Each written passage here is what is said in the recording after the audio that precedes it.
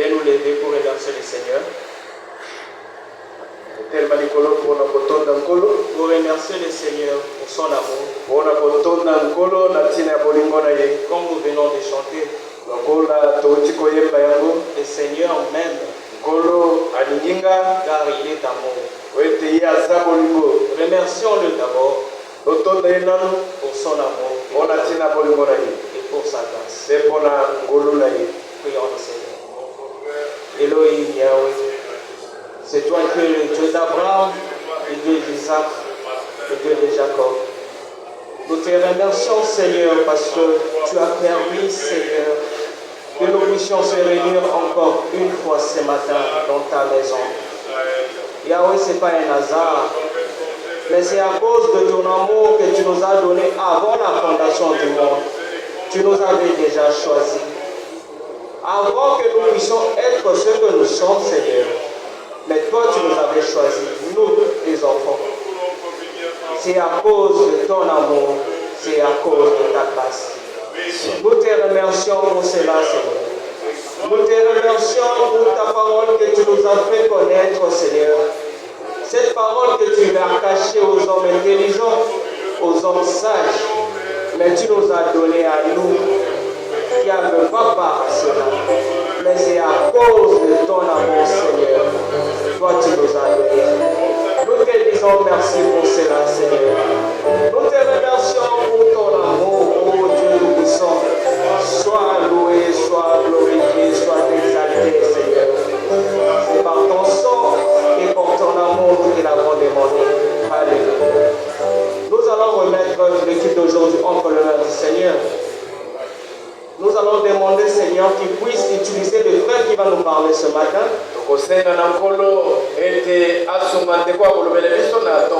Qui nous parle de sa pure parole. L'évangile du royaume. Et nous allons demander au Seigneur qu'il ne nous regarde pas nos fautes, mais qu'il nous pardonne.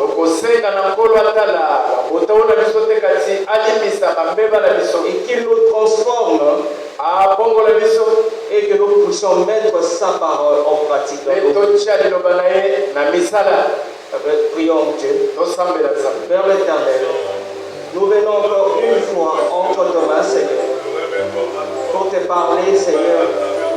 Nous voulons que tu puisses nous parler ce matin de ta puissante parole, Yahweh. Elohim Yahweh, bénis le frère qui va nous parler ce matin. Utilise-le, Seigneur, qu'il puisse nous parler de ta puissante parole, de l'évangile du royaume, Seigneur. Car c'est grâce à cet évangile que nous avons reçu. Yahweh, nous te demandons, Seigneur, que tu puisses être manifesté ce matin, Seigneur. Elohim Yahweh, nous demandons, Seigneur, pardon de toutes nos erreurs, de toutes nos fautes, Seigneur. Yahweh, pardonne-nous et transforme-nous, Yahweh, à mettre toute ta parole en pratique dans nos vies, Seigneur. Que ta parole, que nous puissions pas seulement l'écouter, mais que nous puissions marcher et la mettre en pratique dans nos vies, en quotidien, Seigneur. Nous te l'avons demandé et prié ainsi, au nom de Jésus-Christ. Alléluia. Amen. Nous allons prendre nos Bibles. Dans le livre des Jean,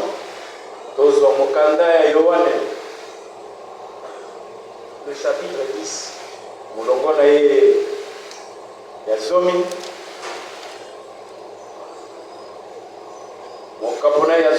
Le chapitre 10. Le verset, commençons au verset 26. Mais vous ne croyez pas, parce que vous n'êtes pas de mes brebis. Mes brebis entendent ma voix. Je les connais, elles me suivent. Je leur donne la vie éternelle et elles ne périront jamais. Et personne ne les ravira de ma main. Mon Père qui me les a donnés est plus grand que tous. Et personne ne peut le ravir de la main de mon Père. Mon Père, moi et mon Père, moi et mon Père, nous sommes un. Amen. Prions pour la parole. Elohim Yahweh, nous venons encore une fois devant ta face, Seigneur. C'est toi qui as voulu que nous puissions prendre cette écriture, Seigneur. Nous voulons maintenant que tu puisses nous parler à travers cette écriture.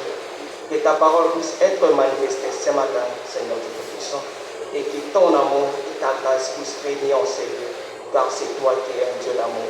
Nous te l'avons demandé et prié ainsi, Jésus-Christ. Amen. On fait ça sur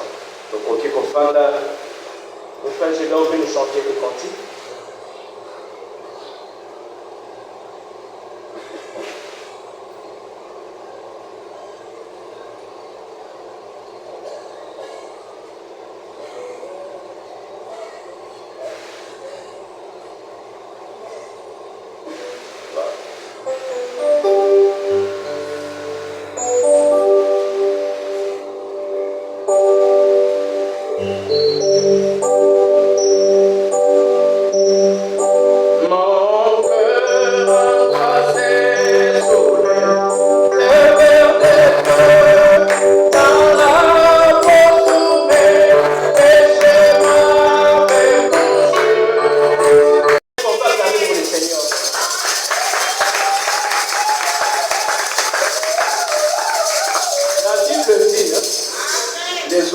Et tous qui respirent louent l'Éternel. Ce matin, nous avons loué le Seigneur. Parce que premièrement, nous respirons, nous avons reçu la parole. Pas n'importe quelle parole, mais la parole qui donne la vie. La parole qui est une promesse pour nous. C'est une joie pour nous. C'est une bénédiction pour toi et pour moi. C'est pour cela que nous devons louer le Seigneur. Amen. Amen. La semaine, on était vraiment bénis. De notre frère Étienne. On était bénis par le Seigneur. Dieu a utilisé notre frère. Il nous a parlé le mercredi, le vendredi, et il nous parlera aujourd'hui. Mais ce qui nous fait mal, c'est que le mercredi et le vendredi, il y a juste une portion de personnes qui sont là. Juste une portion de personnes. Mais on se demande, et si le mercredi Christ revenait, c'est juste cette portion-là. C'est seulement eux-là qui vont recevoir la pluie de la première et de l'arrière-saison. Mais si tu as reçu Jésus-Christ comme Seigneur et Sauveur, si l'Esprit de Christ habite en toi, bien-aimés frères et sœurs, vous allez serrer là le mercredi, le vendredi et le dimanche, pour que votre âme puisse être nourrie. Le frère Franck, on a parlé le mercredi, il a pris une écriture de Jacques Payet, on peut le lire. Jacques au verset 19.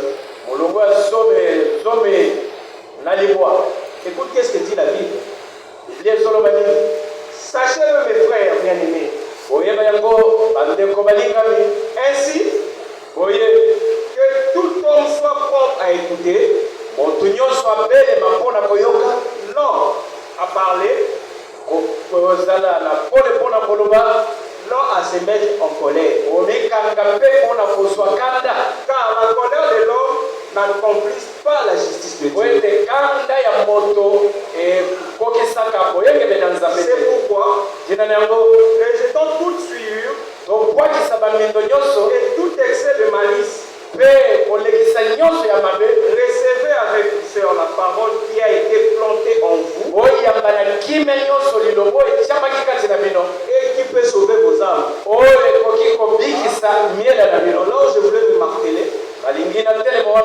au verset 22.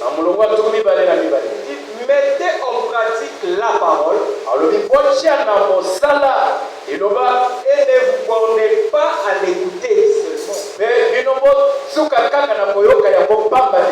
En vous trompant vous-même par rapport au raisonnement.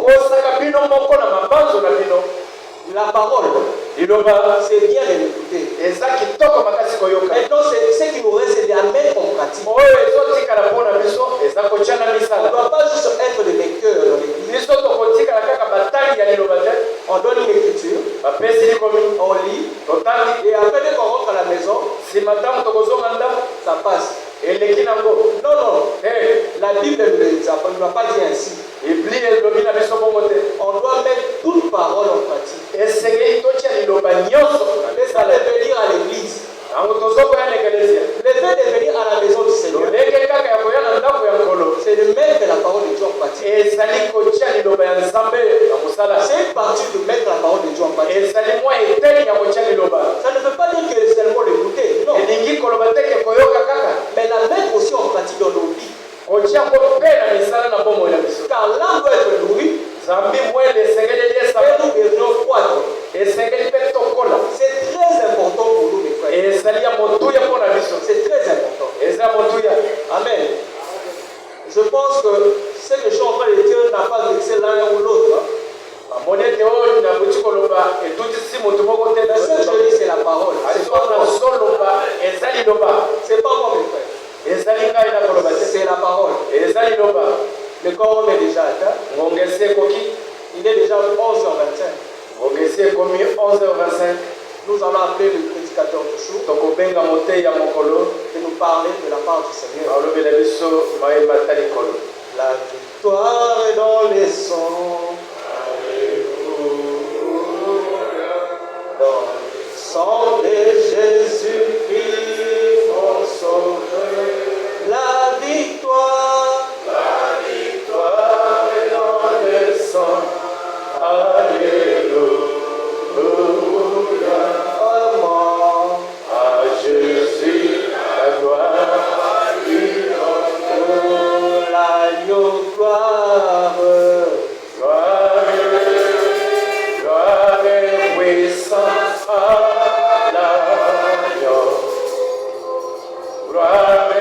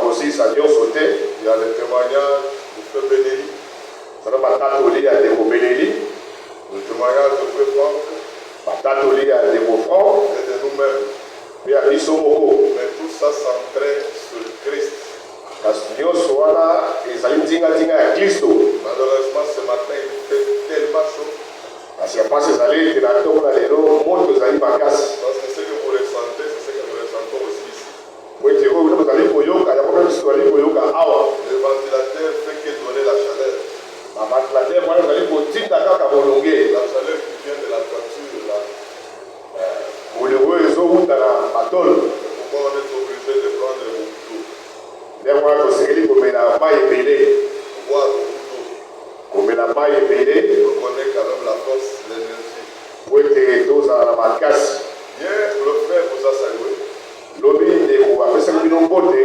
a parlé longuement. Ça s'est coupé, on s'en rappelé. On a posé à peu près beaucoup de mythes. Et tout ce qu'on parlait, c'était tout autour de la parole. Nous n'avions pas parlé de quelqu'un, mais nous parlons tout autour de la parole. Ce que j'ai pu réaliser, c'est comme si moi et Frère Benelli, nous sommes sortis de la même famille. Je vous dis vrai. C'est comme si nous sommes nés de la même famille. Mais c'est vrai, c'est dans la famille de Christ. Quand je pensais à une écriture, c'est la même écriture que lui aussi pense. Quand je l'appelle, nous commençons à partager tout autour de ça. Il dit c'est le Seigneur frère qui t'a mis ça à cœur. Tout est parti comment? Parce qu'aujourd'hui, dans le milieu du message, surtout dans le milieu de frères qui sont tout autour de frère Franck, ils ont toujours dit un langage. Prêchons l'écriture. Prêchons l'écriture. C'est un langage qu'ils aiment beaucoup. Mais ils ont oublié que 2 Timothée chapitre 3, écoutons comment l'apôtre Paul dit à propos de l'écriture. Le verset 16. Toute écriture est inspirée de Dieu. Dans une autre Bible de Semeur, on dit l'écriture est une inspiration. Et utile pour enseigner, pour convaincre, pour corriger, pour instruire dans la justice, afin que l'homme de Dieu soit accompli et propre à toute bonne œuvre. C'est l'écriture dans la Bible. Il dit que c'est une inspiration. Quand on dit c'est une inspiration, Paul s'est inspiré dans l'Ancien Testament. Prenons Proverbe 22. Le verset 20.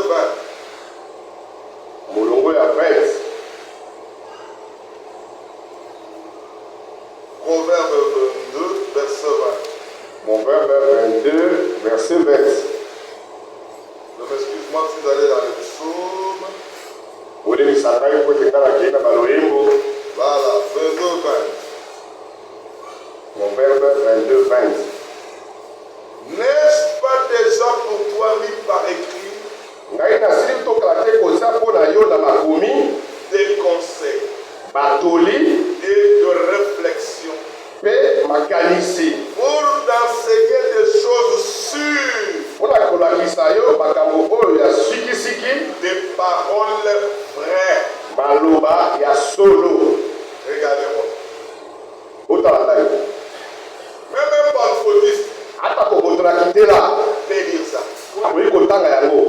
Et c'est pas vrai. Même un catholique peut lire. Il dit aussi que toute écriture est inspirée. Mais il fallait que Dieu te révèle pour connaître qu'est-ce que l'inspiration. L'inspiration, c'est l'explication spirituelle qui est cachée dans cette écriture. Tu peux lire une écriture. Mais Dieu l'a écrit littéralement avec des mots français, des mots anglais comme il veut. Mais vous devez toujours être connecté par l'Esprit de Dieu pour trouver la révélation. Chaque écriture de la Bible cache une révélation là-dedans. Si toi tu prends seulement l'écriture, c'est la lettre.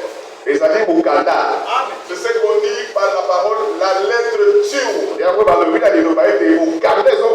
Mais l'esprit vivifie. L'esprit donne l'explication de cette écriture. Les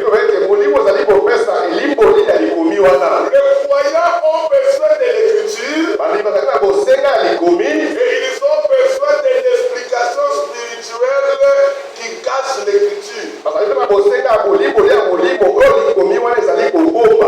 Pourquoi on parle de la révélation? Le verset suivant. Pour t'enseigner des choses sûres et des paroles vraies. Des paroles vraies. Qu'est-ce que vous connaissez ce qu'on appelle des paroles vraies? C'est au pluriel.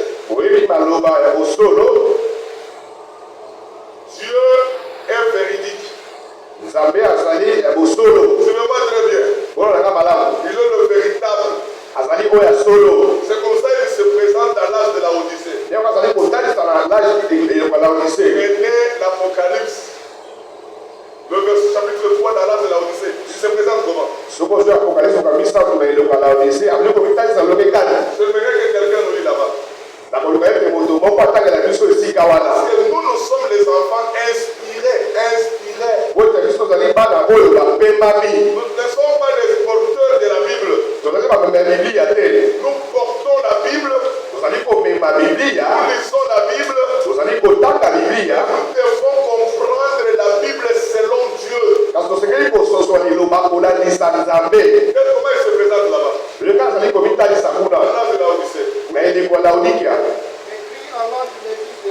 Écrit à l'ange de l'église de la Odyssée.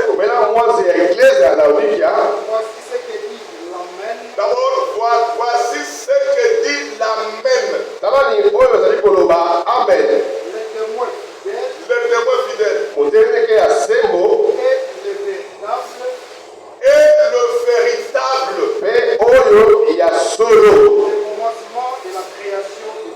Amen. Tu vois comment vous avez vu comment il s'est présenté? L'Amen.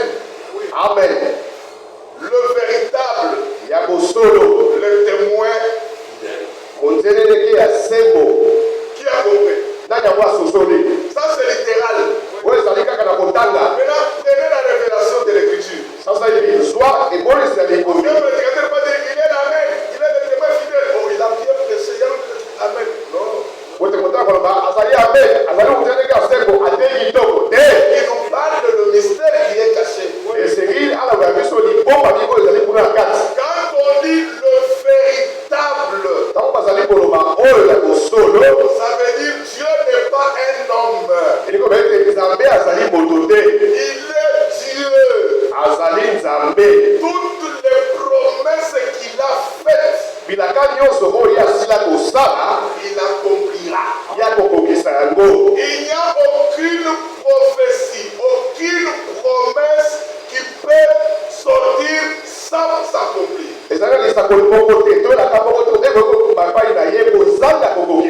Un homme peut te promettre, c'est un homme qui ne peut pas réaliser. Mais Dieu, lui, tout ce qu'il a fait comme promesse, il les réalise.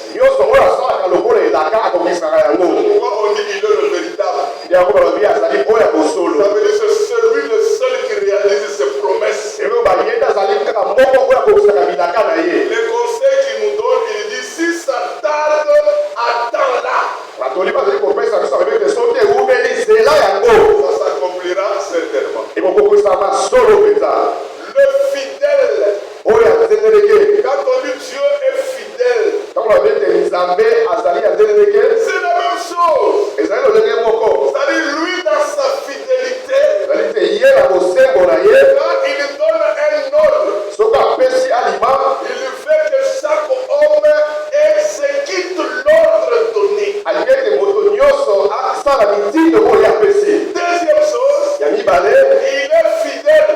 azali oyo na sembo Parce que c'est lui-même, quand il donne l'écriture, pote ye moko soki apesi likomi il n'a pas besoin d'un homme d'expliquer l'écriture. azala kosenga ya moto te mpo alibola likomi yango. Lui-même explique son écriture en accomplissant. Amen. Ye moko azali kolimola likomi na ye na kokokisaka yango. Est-ce que tu as compris, frère? ososoli C'est ça la fidélité de Dieu. nde yango wana fidelité ya nzambe. Dieu n'a pas demandé moi d'expliquer l'écriture. nzambe asengela ngai te nalibola likomi Il a donné son écriture. ye apesi likomi na ye Comme lui-même est fidèle, lokola ye moko azali sembo il va concrétiser l'écriture. ye moko akokokisa likomi wana. Regardez Jésus devant Pilate. otala yesu liboso ya pilate Il a dit, ma présence ici, Pilate. alobi bozali na ngai awa pilate Je suis venu rendre témoignage naye kopesa litatoli à la vérité. na bosolo. En d'autres termes, je suis venu. lolo mosusu ngai na ye Je suis venu concrétiser. ngai na ye kokokisa Je suis venu marquer ma fidélité. ngai na ye kotalisa bosembo na ngai Parce que ça veut dire, je viendrai moi-même et je vous sauverai. wekalobaka ete nakoya ngai moko mpe nakobikisa bino. Voilà, je suis la Pilate. tala nazali awa pilate C'est moi la réalisation de ce que la vérité disait. ezali ngai mokokisami ya oyo bosolo ebandaka koloba Je l'ai concrétisé. ngai nakokisi yango. C'est pourquoi il est fidèle. nde yango nazali oyo asembo Est-ce que vous comprenez? ososola Il est le Amen. azali iyo. Pourquoi? mpona nini? A, c'est Aleph. ezali alef Le premier.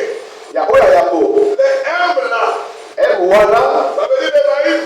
elingi bamai Maïm. maine C'est-à-dire le zoo. elingi koloba lezo La plénitude de la parole. elingi koloba botonisami ya liloba. Et il y a un à la fin de Nun. ezali na ene na suka ezali nuna Celui qui dit Amen. oyo azali koloba iyo Il est un grand poisson qui nage dans les grands eaux. azali bisi ya monene oyo azali konage kati na mai ya minene. Celui le propriétaire de la parole. ye nde mokolo liloba. C'est pourquoi il a dit Amen. nde yango alobi amen Amen. amen. La vérité. bosolo Ainsi soit-il. ezala kaka boye. C'est moi le fidèle. ngai nde ya nzendeleke C'est moi le véritable. ngai nde ya bosolo Pour ça Dieu concrétise. nde moko nzambe azali kokokisa. Dites Amen.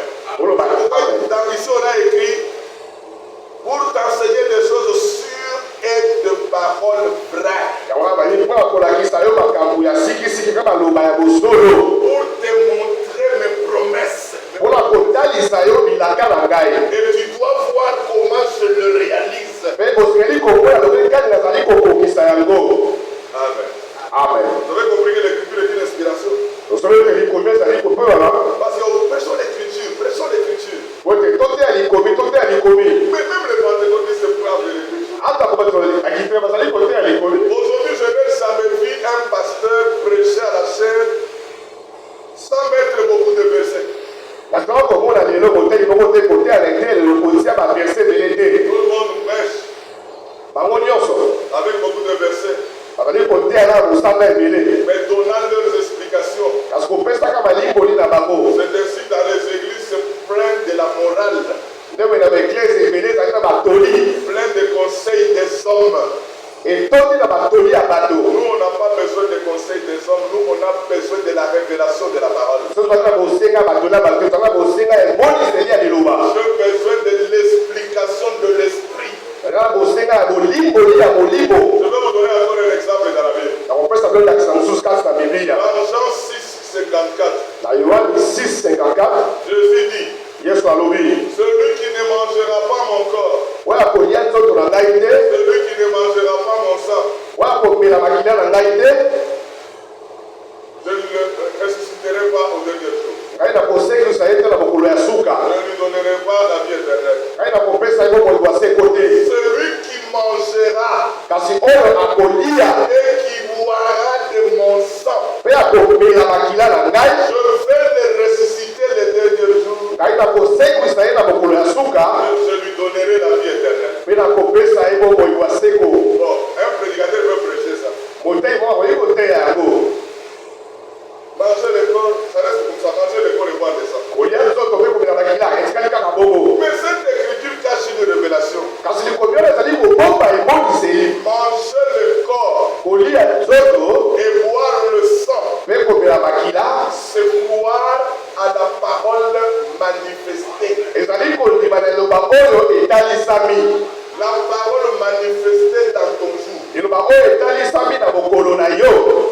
Ce matin, je lisais une citation dans la parole parlée la séance originale.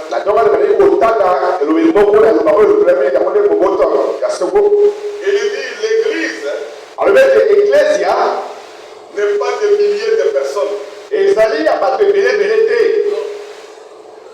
Les gens vont très loin, dans des milliers de kilomètres, pour chercher à être en communion avec Dieu. Cependant, Dieu a dit, là il y a 2 ou 3 assemblés à mon nom. Je suis au milieu d'eux. Il dit assemblés dans la parole manifestée. La parole d'aujourd'hui, la promesse de l'air. Moi je suis là. Parce que lui il est le je suis. Il n'est pas le j'étais.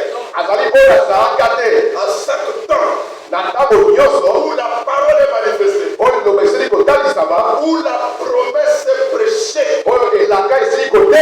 il est là. Il est là. Il peut guérir. Il peut donner des solutions. Il peut délivrer. Parce qu'il est là. Amen. Manger sa chair, boire son sang, croire et obéir à la parole révélée pour ton jour, à la promesse de ton temps. Amen. Amen. Encore amen. Amen. Vous connaissez l'histoire de Marie, non? Vous connaissez l'histoire de Marie? Je vais vous montrer l'histoire. Marie était une vierge. Je crois que si notre parlement était là du temps de Joseph et Marie, on devrait arrêter Joseph. Il devrait aller à Makala. Parce que Joseph a fait violence à Marie. Oui. Soyons corrects. Si on peut dire ça. Parce que Joseph avait 47 ans. Il avait déjà perdu sa femme. Il avait laissé des enfants. Et il est allé épouser Marie qui avait que 16 ans. Maintenant, nos lois actuelles, 16 ans n'est pas mineur. Mineur. Si nos parlementaires étaient là en ce temps avec Moses, Joseph en prison. Heureusement, ce temps-là, c'était en Israël. Et ils avaient les lois. C'était des lois de Moïse. Que Dieu avait donné à Moïse. Qu'on appelait les préceptes. Même nos mamans. Poser la plupart la question à nos mères qui nous ont mis au monde. On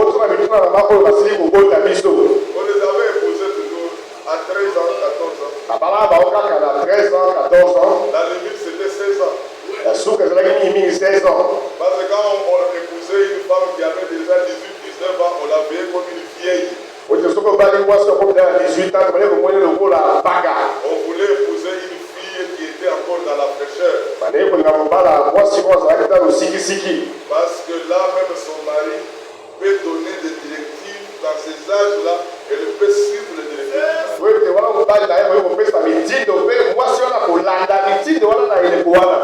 Souvent, quand on épouse des femmes aussi très avancées en âge, ça nous donne toujours des crocs en jambes. Elle est très pleine de philosophie, de psychologie dans la tête. Des Mais quand toi tu viens avec la mathématique de l'école primaire, l'arithmétique, elle va te voir comme un petit garçon qui joue dans la boue. Allez ici, allez seulement ici derrière. Ici derrière, ceux qui habitent de ces sables là où on élève les vaches.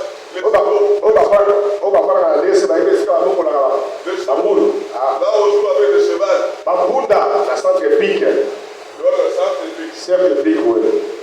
Quand vous allez prendre un cheval qui avait été utilisé par plusieurs maîtres, c'est très difficile qu'il reçoive tes ordres. Il peut taper comme ça, et lui va à droite, toi tu vas à gauche.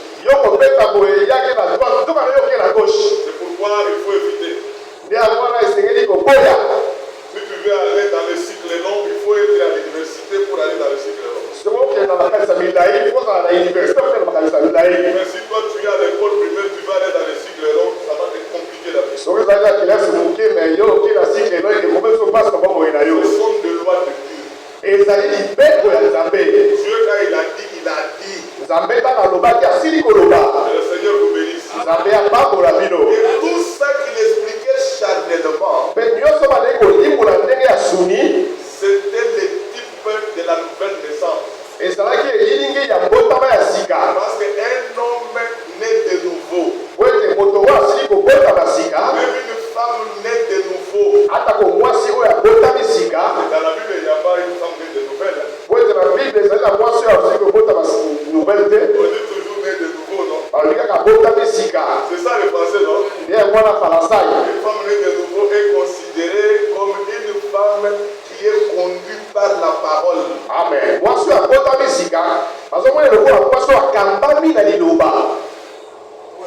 Elle va respecter l'homme selon la parole. Je disais, Marie est allée vierge. Est-ce que vous connaissez comment l'ange a prêché Marie? L'ange, suivez-moi. L'ange n'était pas allé chez Marie. Pour lui dire, Marie ne vole pas. Marie, sois soumise à ton mari. Marie, quand tu prépares, il faut bien préparer. Il faut savoir laver bien la chambre. Ça, ce sont des pensées des hommes. Mais, quand l'ange est allé vers Marie, l'ange lui a dit ceci. Je te salue Marie. Une grâce t'a été faite. Marie a dit, ça c'est quel genre de salutation? Tu me dis, une grâce m'a été faite. L'homme de Dieu, hier, il dit, les gens qui ont trouvé grâce devant Dieu, ce sont ceux-là qui ont exécuté l'ordre que Dieu leur a donné. Ce sont ceux-là qui ont fait tel que Dieu l'a dit. Et à cause de cela, Dieu a fait l'alliance avec eux. Il dit c'est Noé. Il n'a pas construit l'arche selon lui-même. Mais faites seulement ce qu'il vous dit. C'était la prédication d'hier. Il dit c'est ça la femme. C'est ça Marie. Une grâce t'a été faite. Marie a cherché à comprendre ce que cela veut dire. Frère Branham dit, quand ça a commencé à expliquer à Marie, il dit Marie, Esaïe 7,14 a dit que je vous donne un signe. Une vierge concevra et enfantera un fils. C'est toi. Ezali yo. Amen. Comment je vais concevoir cependant que moi je ne connais pas Tom? Quand je continue. Moi, c'est à Kowaki. Esaïe 35:4. Esaïe 35:4. Dieu a dit, je viendrai moi-même. Et là, je lui Et là, je lui dis, le Seigneur viendra lui-même. mais moi, ça dit, c'est Il découvrira de son ombre. Et par le Saint-Esprit, tu enfanteras un fils. Quand Marie a compris la promesse, c'était réalisé avec eux. Elle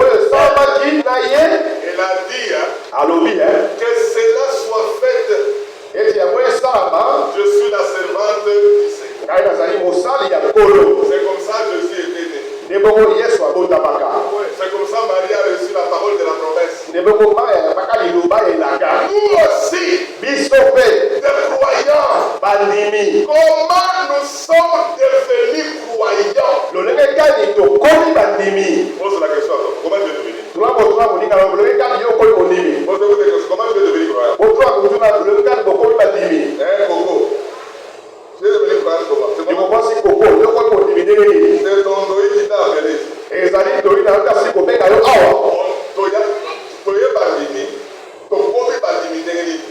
Nous sommes devenus des croyants comment?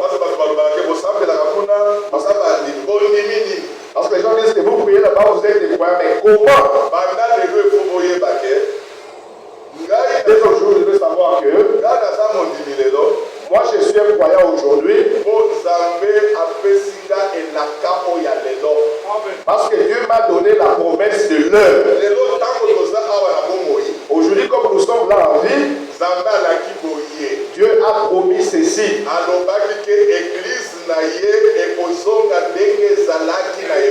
J'avais dit que son église sera restaurée comme elle était au début. Lorsque ça resterait comme elle était au début, c'est alors que Jésus viendra pour nous prendre. Aussi longtemps que l'église n'est pas encore restaurée, lui ne viendra pas. Lui ne viendra pas. Vous comprenez? Vous comprenez? Quelqu'un peut te poser la question, elle sera restaurée comment? Ça veut dire il faut que toutes les paroles qui sont écrites dans la Bible soient prêchées dans l'église. Et lorsque l'église recevra toutes ces paroles, comme toute la parole sera dans l'église, et que moi aussi je croirai à cette parole,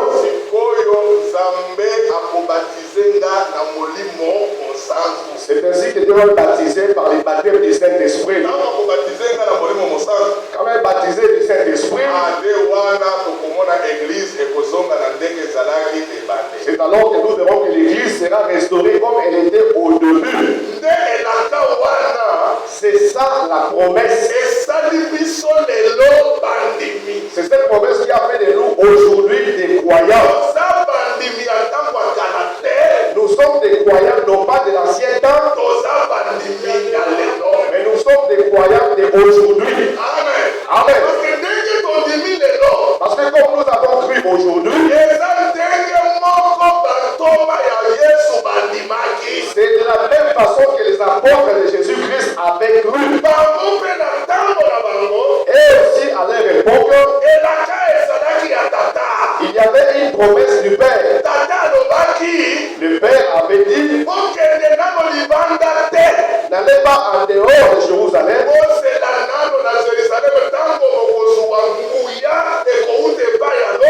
Attendez à Jérusalem quand vous allez recevoir la puissance qui viendra du ciel.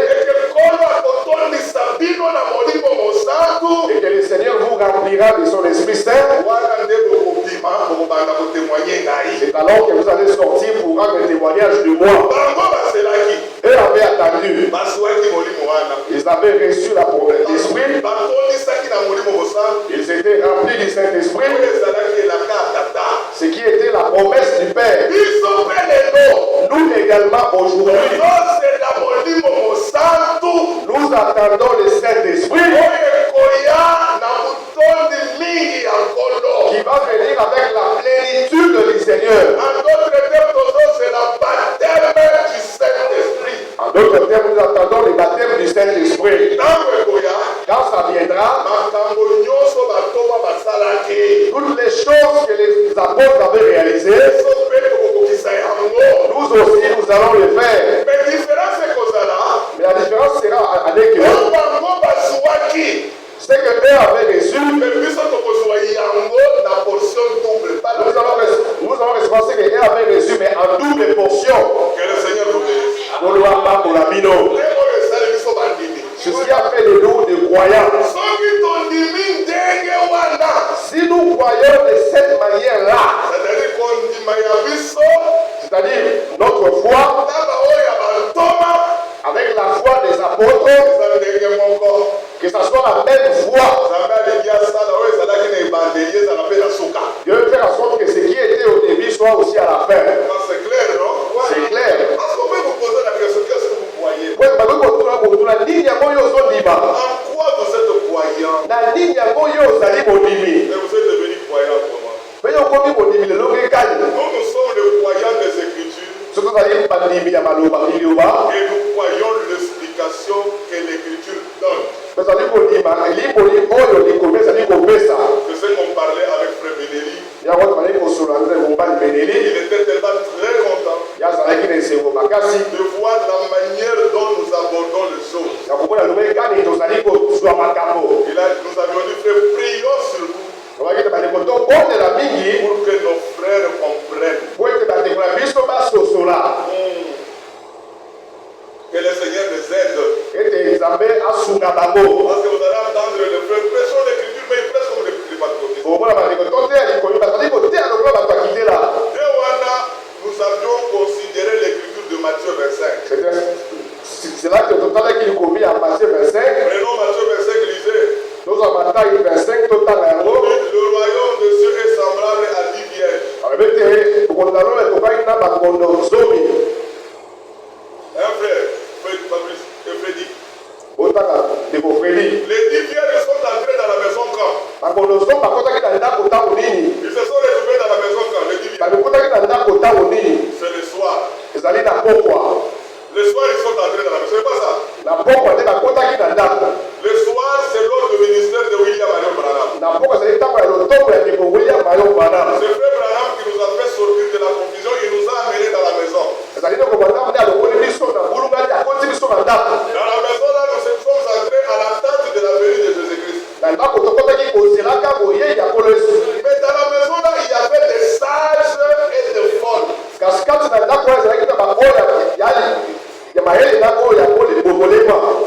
fait parler de vierges sages et de vierges folles, c'est toujours en rapport du message du soir. Parle du ministère de Frère Branham. Tous dormaient. Le message les a tellement tombés un profond sommeil.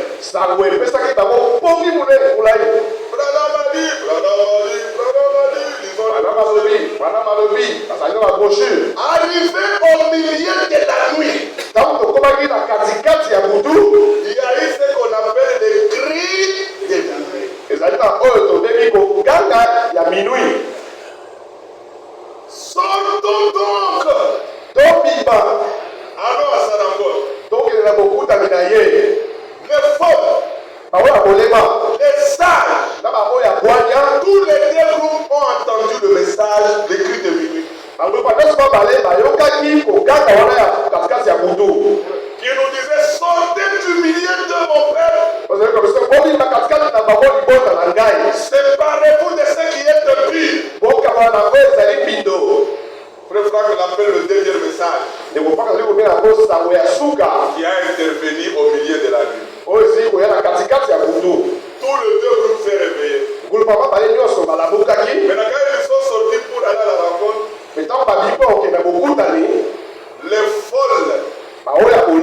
ils se sont rendus compte que leur lampe qu'ils avaient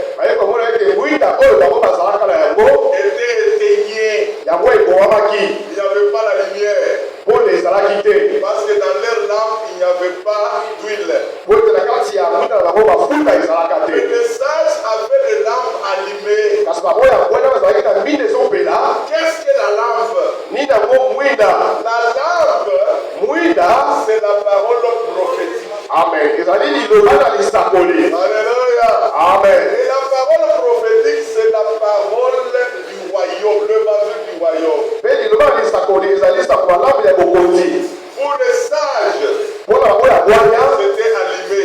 yango epelaki Ça veut dire que le sage était prompt à la compréhension et à la révélation de la parole prophétique. eloko bayete bango ya bwana bazalaki mbangu na kososola liloba na lisakoli mpe na koyeba yango C'est dans la lumière jusqu'à arriver à la rencontre du Seigneur. bazalaki kotambola na pole kino bakoma na bokutani na nkolo Sous le ministère de Waldefar. na nzela lotongo ya iwan fort Mais les autres, kasi basusu toujours sous le ministère de Frère Franck, ntango nyonso na lotongo ya libofan mais la parole prophétique, la lampe était éteignée. kasi loba na lisakoli mwinda ezalaki ya kobomama C'est-à-dire, ils ne connaissent rien de la prophétie. eloko bayete bango bayebi eloko te nango etali lisakoli Vous les verrez toujours avec la prêchons l'écriture. omona bango ntango tote ya likomi Prêchons l'écriture. tote ya likomi Parlons l'écriture. tobatela likomi Ils sont des vierges folles. bazali baseka ya bolema Quand vous commencez à leur parler de la prophétie, soko bali koloba bango bakoetali lisakoli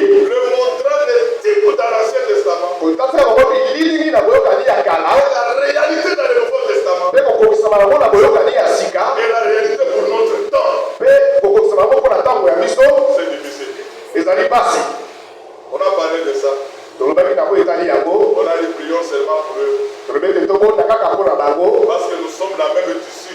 po ete tozali tisi moko Ce qu'on a coupé sont des superflus, tozali na bango bakasi na bango elekelaki mais nous nous constituons les patrons. kasi soki tozali nde oyo atisi ya monene On était contents tozalaki na esengo et on a béni le Seigneur. mpe topambolaki nkolo Est-ce que ce témoignage vous édifie? litatoli yango ezali kolendisa bino Qui est content de ce témoignage? nani yango asepeli na litatoli oyo Ainsi qu'il me demandait un peu comment va l'Assemblée. nde bayatunaki ngai loekani lingomba ezotambola C'est-à-dire l'Assemblée est telle que ayebi te lingomba ezali kaka lolingo otikaki yango nous avançons avec ceux-là qui veulent avancer. tozali kokoma na baoyo balingi kokende liboso Si ceux-là qui ne veulent pas avancer, c'est nous on peut faire. bao balingi kokende liboso te biso toyi kosala nini L'essentiel, nous apportons seulement la lumière de la parole. ya ntina eze toli koyeba pole ya liloba Maintenant, nous sommes allés dans la prédication de mercredi. sasa epi tozalaki na lite ya kokola misato Je ne parle pas beaucoup, je vais terminer. nazoloba mingi te nazosukusakala mingi te Je vous donne un devoir d'aller suivre aussi ces prédications. Lisons l'écriture. na pesi bino mosala Psaume 102.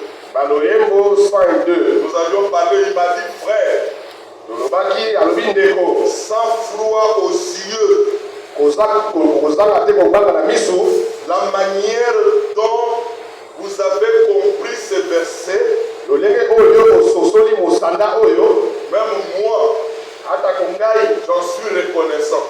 nazongisi matoli Il dit la manière dont les autres ont compris, lolenge oyo bamosusu basosoli c'est à 2000 coudées.